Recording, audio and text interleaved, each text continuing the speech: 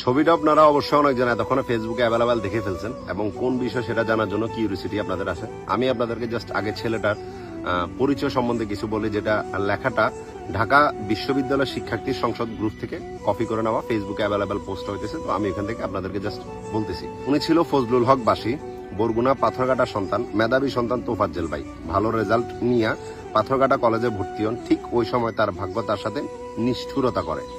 স্থানীয় চেয়ারম্যানের মেয়ের সাথে প্রেম করে। ভাগ্যকালীন ওইখানে ওনার বিয়েটা হয় না, মেয়েটার অন্য জায়গায় বিয়ে হয়ে যায়, যেটা ওনার মাথার ভিতরে সয় নেয়। আর এর মধ্যে আরো এক রকম ঘটনা ওনার সাথে ঘটে, যেটা হলো ওনার মা বাবা দুজনই এই দুনিয়া ছেড়ে চলে যায় একই মাসের মধ্যে। আর এই একটা অবস্থায় আমরা দুজনেই পাগলের মতো হয়ে যাব। কিন্তু ওনার চিকিৎসা করার মতো গার্জিয়ান হিসেবে ছিল ওনার একজন বড় ভাই, যে এসআই ছিল পুলিশের।